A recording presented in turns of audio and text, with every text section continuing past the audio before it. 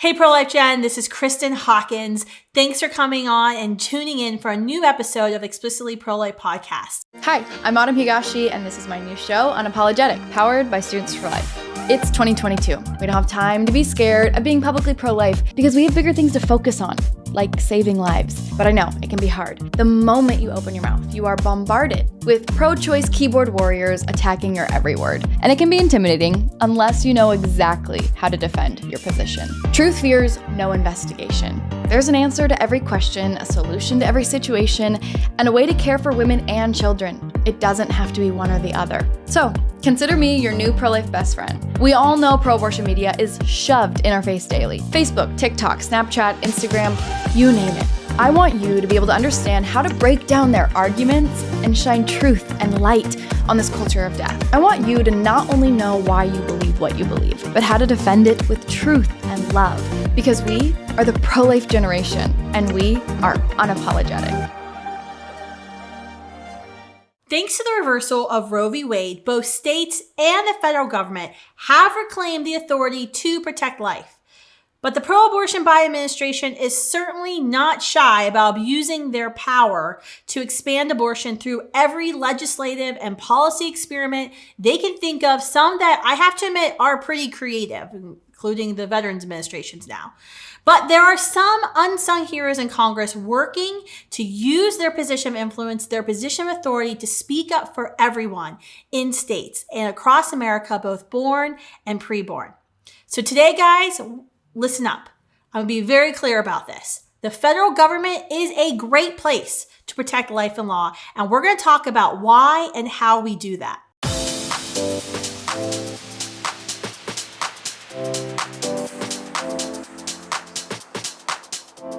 Y'all may have heard about Senator Lindsey Graham's introduction of a bill aimed at protecting children from abortion starting at 15 weeks of gestation when they feel incredible pain during abortions. Now that we have numerous states enacting life at conception laws and heartbeat laws, it's exciting to see legislators push for early and earlier protections at the federal level. A 15-week abortion ban would only protect about 5 children killed from abortion, 5% of children killed from abortion right now. But it is a step. It's a step in the right direction. I think they can go a little further, but it's a step. But today's guest is someone I'm really excited to introduce you to. He has championed some of the most innovative and audacious protections in Congress, right on Capitol Hill. And I'm excited to have him on the show to discuss new opportunities our federal officials now have to protect life with Roe v. Wade on the ash heap of history. Congressman Bob Good represents Virginia's 5th congressional district and is serving his first term right now as member of the 117th United States Congress. He serves on the House Education and Labor Committee and the Budget Committee. These are important committees. He's a member of the House Freedom Caucus, the Republican Study Committee, the Border Security Caucus, the House Pro-Life Caucus, the Values Action Team, all the good places. He is committed to effectively representing the people of Virginia's 5th congressional district and advocating for the foundational principles that have and will continue to make America the greatest nation in history. Amen. Prior to his election to Congress, Bob Good served one term as the Campbell County Board of Supervisors. He's worked as the Senior Associate Athletics Director for Development at Liberty University for 15 years, following a 17-year career with City Financial. He attended Liberty University. He was a member of the wrestling team there. I want to add that in. Earned a Bachelor of Science of Finance and a Master in Business Administration. He and his wife, Tracy, have been living in Campbell County, Virginia for 33 years and are proud parents of 3 children. Thank you, Congressman, for your time today. Great to be with you, Kristan. Thanks for having me. I usually don't get into all the personal details on someone's bio, but I think it's important when you're, introducing a federal official. I want to know, what did you do for fun in college? And that would seem to be wrestling.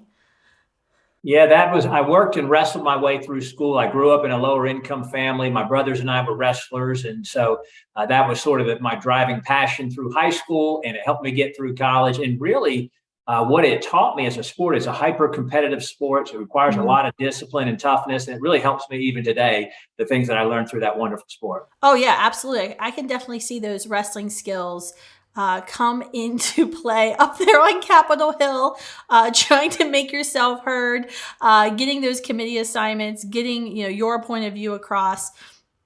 I was so excited to see you. You are one of the very few members of Congress, pro-life members of Congress, who actually came out to the Supreme Court the day Roe v. Wade was reversed and thrown onto the ash heap of history. You were right out there, front and center with the pro-life generation.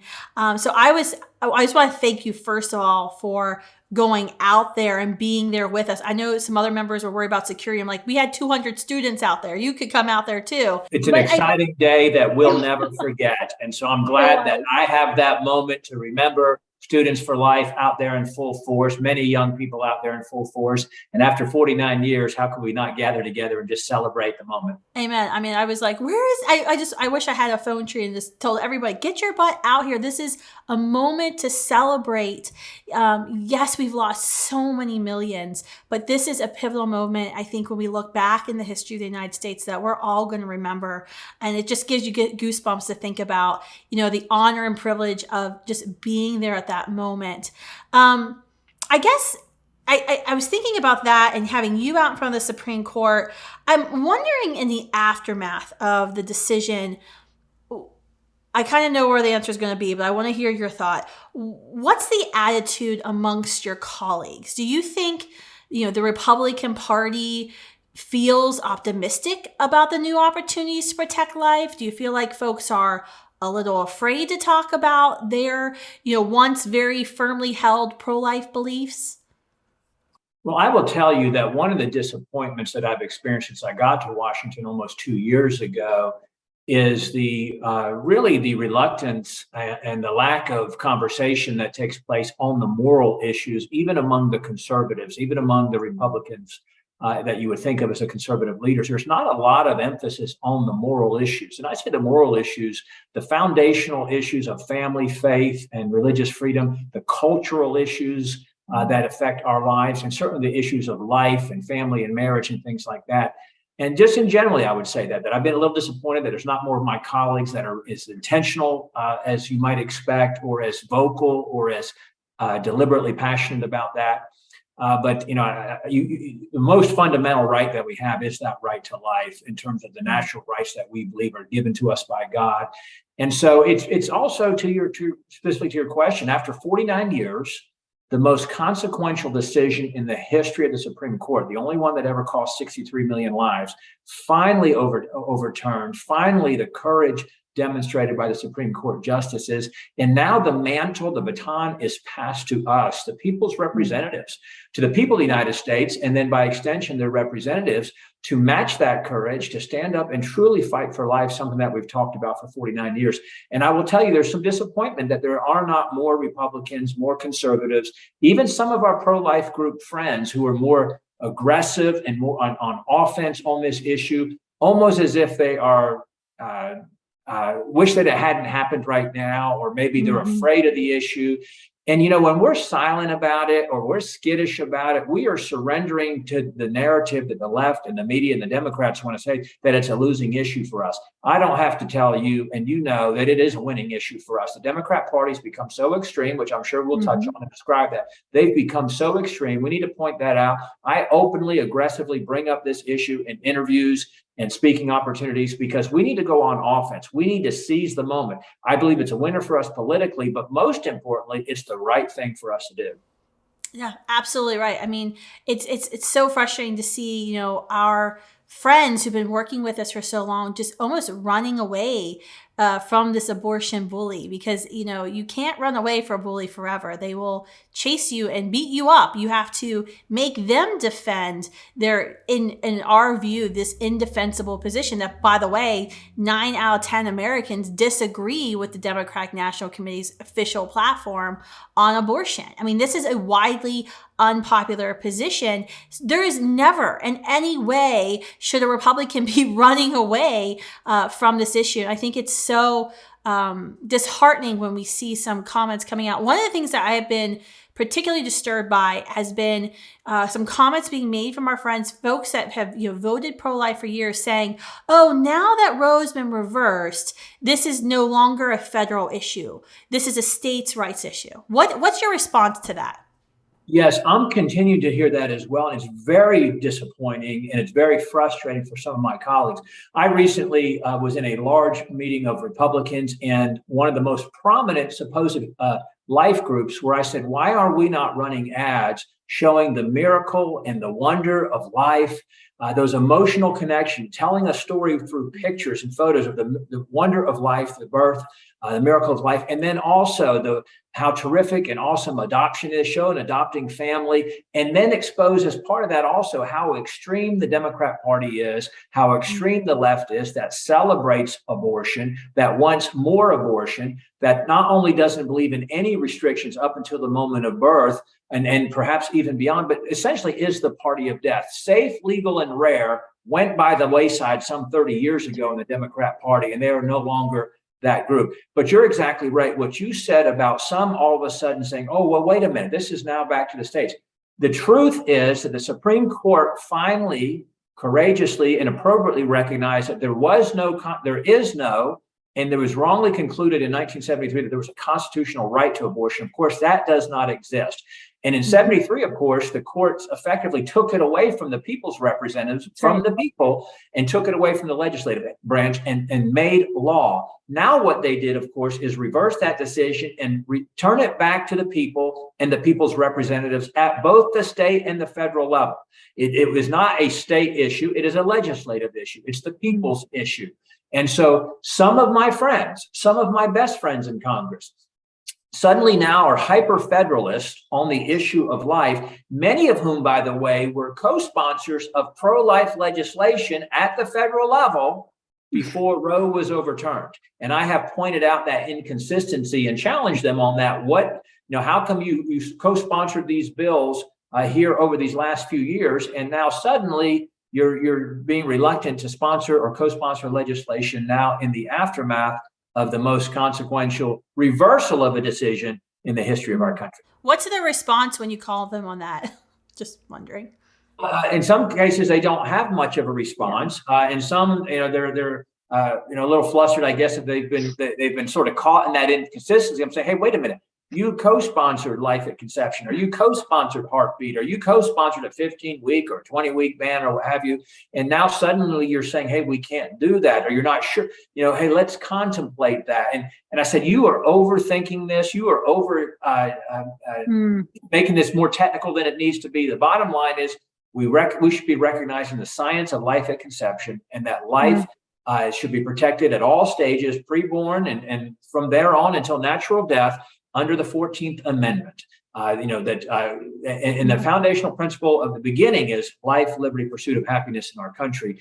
And Congress ought to stand by life at all stages, including preborn. Absolutely. I think, Senator Graham, he's been writing in defense of his, proposition for the 15-week Abortion Prevention Act, because a lot of folks on the right have been condemning him for why would he introduce a piece of legislation. And, I think he's appropriately said this isn't just a states issue or federal issue. This is a human rights issue. Of course, at all levels should we be working to address it. And I think we can disagree about certain policies or, what limitations should be introduced and when and timing of such, but that is 100% right on. And I think that, we talked about this in the pro-life movement of, when this moment comes, when Roe is reversed, we're going to have to go back to a lot of our friends, folks that we've been fighting alongside for years, and make sure they're still with us, because there's always been that feeling of, sometimes these politicians just say they're with us, but when it really comes push to shove, they're not going to be with us. And I think we're going to see it at, not just on Capitol Hill, but also in the state legislatures where, we now live in a totally different world where you have a president of the United States, a Department of Justice who let, pro-abortion demonstrators threaten and picket Supreme Court justices' homes. And now we're going back to the states to enact laws to protect women and children from the predatory abortion industry. So I think there's going to be a lot of legislators now who are going to be like, wait a minute, I'm pro-life, but I don't want protesters at my home, my workplace, in my community. And so it really makes you have to reconsider, do you really stand for the protection of human life? Do you stand to abolish abortion? Is that what you're called to do? Or are you just trying to do the politically expedient thing? I would say that I was on Capitol Hill a couple weeks ago, and thank goodness, Congressman, I was only there for the day. I flew in, I flew out. I could not wait to get back on my flight at DCA. It was so dark, and I worked on Capitol Hill for a number of years, and I would agree with everything you said at the beginning of there's not enough conversation about the moral issues. And I think one of the things that struck me when I worked at the RNC at the time in the early 2000s was there really wasn't a difference between a Democrat and Republican staffer. Like they all sort of agreed on the same things for when it came to moral issues. It was more of like a win mentality. And that I think struck me as like a young, just freshly out of college graduate thinking I'm going to be surrounded with other culture warriors like myself. But then when I was there 2 weeks ago, it was such like this losing mentality that folks were having on Capitol Hill. I'm like, wait a minute, we just had this amazing triumph, reversed 49 years of bad precedent that said that there was a right to killing children in our Constitution, which there clearly wasn't.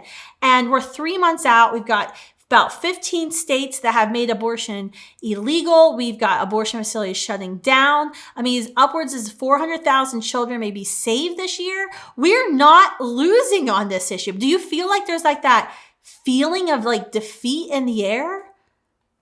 Yeah, I do. I feel like we're surrendering again to the narrative of the left that it's a losing issue for Republicans. And you have effectively pointed out that only about 10% of the voting public is with the Democrats in their extreme view that abortion up to the moment of birth, maybe even beyond, that taxpayers having to pay for it with no restrictions on sex selection or whatever it might be. Right. The very small, narrow piece of about 10% of the electorate is there, and they're already baked in the cake, vote for Democrats anyway.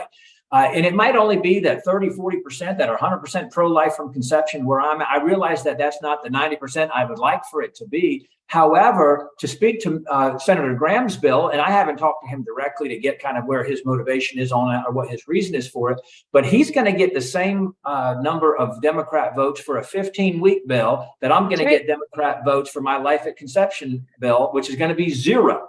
So the Democrats are going to vote for born alive or pain capable or 15 weeks or heartbeat or life at conception. They're not going to vote for any of those. And so we're still going to be dependent on Republicans to carry the day. We should have a majority in the House after this election that will pass life at conception. I believe in 24, we might have a chance to have a Senate majority that could pass that. I think we're going to pick up the Senate and get up to about 52 this time. We could be close to 60 after 24. The Senate map is much better for us. But I don't believe the Republicans ought to be negotiating the timeline on when abortion should be legal. That's why I'm not at heartbeat, I'm at conception. However, and I want to clarify this, if the pain capable bill, the 15-week bill came before the House, of course I would vote for that because while, as you've pointed out, that might only impact about 5% of abortions. Well, that 5%, that's some 50,000 or so a year. They count too. And I want to save those lives too while I turn around and continue to work on the 95%. What frustrates me is here in Virginia and other places, if we start with saying, oh, we'd like a 15-week ban, but we'll take a 20-week ban. I mean, those are things we could fight for with a Democrat majority because we're going to get no Democrat votes anyway. So I believe we ought to start a negotiating position at life at conception and then battle from there while we try to protect all life. Amen. That is right on. It is our playing field. We get to determine where we're starting at. Why? This is my question I was speaking to a group of conservative leaders not long ago of why would we start all the way like in the red zone, the other end zone? Why wouldn't we at least start, I don't know, at the 50-yard line or closer to our final goal? Because you're exactly right. No matter what a prevention measure is introduced, abortion prevention measure, whether it's a 15-week heartbeat or life at conception, which would ban all abortions, they are always going to vote against it. Their ideology demands it. And Kristan, I want to point out just a practical political reality too. Again, they are the extreme abortion up to the moment of birth, no restrictions, even after birth and so forth. And this issue, there's no Democrat in the middle, if you want to call it the middle, whatever that might be. This election is going to be won based on the border, based on the economy, gas prices, grocery prices, rising crime, and those kind of education, the issues that we are overwhelmingly winning on. So here's the danger politically. If we're timid and we are surrendering the issue to the Democrats, like we don't want to talk about it and we're afraid of it, we think it's a loser for us, after we win the majority, then the experts will say, oh, well, the Republicans won because they stayed away from abortion. They were scared of abortion. That's why they won. However, if we were bold on life and we pursued life at conception and were aggressive and went on offense, exposing who the Democrats are, and then when we win the majority, we can say, look, see, we can be bold and aggressive on the issue, and we're going to win anyway because we're right across the spectrum on the issues. And so that would help us politically going into 23. So I don't want to surrender that issue to the wrong mentality. In addition to the largest voting bloc of our party is motivated by the life issue, hands down. And we risk offending and alienating and betraying our core base if we do wrong on this issue. Not to mention, setting aside the politics, some things are worth fighting for because they are right. And so we should do right politically at the same time as we try to do right culturally and spiritually and so forth. We try to change hearts and minds. We ought to legislate appropriately as well on an issue as critical as life. That's absolutely right. I mean, I worked on campaigns. You know this as someone who's recruiting volunteers for your campaign. You know, you look at what motivates volunteers to come out for political campaigns. Hands down, any campaign I've ever worked on, abortion and the right to keep and bear arms are the two biggest issues when you ask volunteers, why are they coming out to work on campaigns? Because they know there's something valuable at stake. It was never really the people who wanted a flat tax who came out and volunteered and would give up their Saturday to door knock. It was people who knew that others' lives were at stake, that rights were at stake, the future of our country was at stake. And I think it's a critical mistake when we hear like Leader McConnell, you know, for example, saying things like, oh, well, you know, that's not where our party is right now. It's not where our caucus is, because it actually will hurt to depress pro-life voters and volunteers to get out and be championed. Even we saw with Governor Glenn Youngkin's campaign just last year in Virginia, you know, when we looked at the exit polling, abortion was a huge motivator for folks who turned out to change, you know, the whole, you know, direction of the state of Virginia, despite the Governor Youngkin sometimes confusing statements on his position. So I'll just leave that there. One of the things I love. Well, I want to add to what you said there, though, to encourage my weak-kneed colleagues who are afraid of the issue, or afraid of the consequences of being strong on the issue. If you can't trust someone on life, you really can't trust them on anything. And an issue so fundamental as life, we ought to try to sway public opinion and drive the culture and drive the opinion instead of trying to kind of put our finger to the wind and figure out where the majority of people are. And then the other thing I would just say on that, even if someone is not with you on every issue and they may not agree with you 100%. I mean, I've been married 34 years. My wife and I don't agree 100% on everything. Thank you. We agree on this issue. We agree on 95% of things.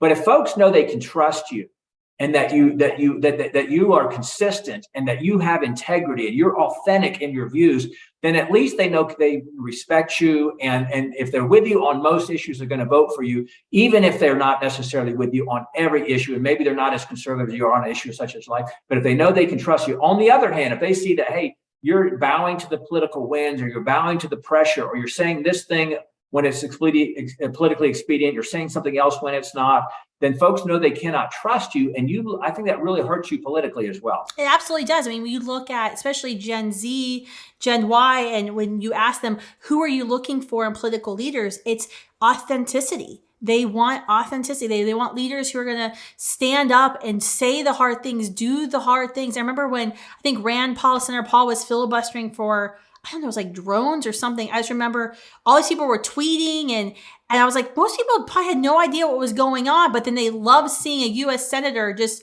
go on and on and on and filibustered, who is so convicted and willing to do the hard things, willing to not go to the bathroom for multiple hours on end and stand at a podium. That was inspiring. And that's what we want in our political leaders. One of the things I admire about you is sometimes I think the freshmen, the new class, comes into Congress and they're kind of told to keep their heads down low, do the right things, go to the fundraisers. You got started right away with your career in Congress. You introduced the Tele-Abortion Prevention Act, which is more important now than ever with chemical abortion pills now arriving on doorsteps across America. You started the Pregnancy Center, National Pregnancy Center Week resolution honoring all the work of pregnancy help organizations.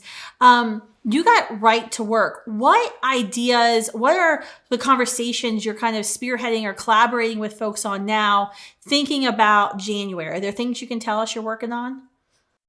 Well, I would say my big individual personal push really is the Life at Conception Act and trying to get as many Republicans as possible to sign the discharge petition to try to force a vote on the House floor. Of course, we're not going to reach 218 on that. But if you take the co-sponsor number for the Life at Conception Act, along with the co-sponsors of my discharge petition, we're over 180. And I'm trying to encourage my Republican colleagues that, these freshmen who come in, they're going to be pro-life as well. They're running, and they ran in their primaries as Life at Conception. They need to see us leading on the issue, and I think that they will join us.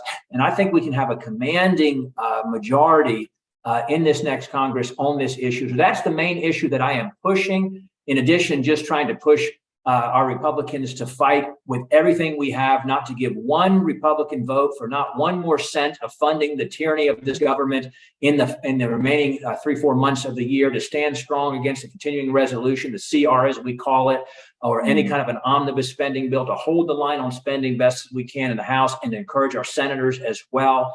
And then also to demand that those who desire to lead us, they commit to conservative legislative principles in the next Congress. Yeah, one thing I was thinking about is, if the GOP takes the House in November and come in January, we have GOP control. I think one of the easiest things that should be very easy to get the Republican caucus excited about is defunding Planned Parenthood. That's a win for fiscal conservatives, social conservatives, and it would force President Biden to say, what are you going to fund? The Department of Defense or your friends at Planned Parenthood, who, by the way, keep getting millions and millions of taxpayer dollars committed to commit more abortions and to commit less good, quote unquote, good services? You're exactly right. That's setting the bar pretty low. At least let's defund Planned Parenthood. But you're right. The House carries with it the constitutional power of the purse. And what we can do in the House side, even if we don't have the Senate, but hopefully we have both houses, is we can defund this government. We can force this president to sign legislation that defunds so much of the tyranny that has grown over these last couple of years. If we're willing to have to stand firm and to stand strong, and if necessary, to shut down this government rather than pass legislation that continues to fund the very tyranny that we campaign against. Yeah, the tyranny is the list is like going on my head like a slow roll of like, now the Veterans Administration is going to be committing abortions at VA hospitals, even in states that have passed laws that say life at conception should be protected, or no abortions after a fetal heartbeat can be detected. They are doing everything they can within the Biden administration to undermine states' rights and the laws that they've passed to protect women and children. And you, as a congressman, the House of Representatives, have that power to say, we're shutting this down. We're not going to keep funding this. But that requires an immense amount of courage. What's your, but the last question for you, I have a lot of questions for you, but my last one, I'll end it here. What do you think is the best thing we as pro-life activists can be doing? I on top of my mind, I'm thinking we've got to be making calls, ensuring our leaders in Capitol Hill understand that this is a federal issue, making sure they remain courageous. What's the most effective thing you think we can do at this moment leading up to November and then after November as we head into January? I would say reach out to your Republican legislators, your senators. If you're in a state where you have a Republican senator, if you're in a congressional district where you have a Republican representative, or maybe your school is in that district where you can call under that, the fact that your school's there. But the Republicans need to hear that their voters, their constituents, those who sent them to Congress, those who will vote in their primaries, care deeply about this issue. Frankly, I wouldn't waste my time calling Democrats or reaching out to Democrats because they are the party of death. Every one of them, 100% of them are essentially for no restrictions whatsoever, as we've already said. So we're kind of wasting our breath with them. We just need to defeat them in the ballot box. But Republicans need to be hearing from their voters that this is an issue that's important. And we expect them to respond to this opportunity that's been given to us by the courageous Supreme Court, who you pointed out a few moments ago, in the face of hostility and intimidation and threats and harassment at their residences and at their workplace, still came through, held strong on this decision, and turned it back to we the people. Amen. I think that's absolutely right. Someone was complaining that I'm never satisfied, and I'm not. As a human rights activist, I'm never satisfied. And yes, we saw this amazing triumph with Roe being reversed, but we have so much more to do. And so I think we have to remember, as pro-life activists, that we're human rights activists. We are not called, no offense, Congressman, to be best friends with our political leaders on Capitol Hill. We are called to, quite frankly, never be satisfied. We're hiring them to do a job, and if they don't do the job right, we need to let them know. And ultimately, if they don't do the job right, we need to term limit them, send them home, and replace them. I love it. Thank you so much, Congressman, for your passion, your courageous leadership. It is so refreshing to talk with such an authentic leader who really does what he says he's going to do when he's elected. So it's such an honor to have you on, and hopefully to introduce you to a whole generation of pro-life generation leaders and activists who will be following your lead come January. Thank you all for tuning in this week. It's been so great to have you with us. Make sure you like and share this episode.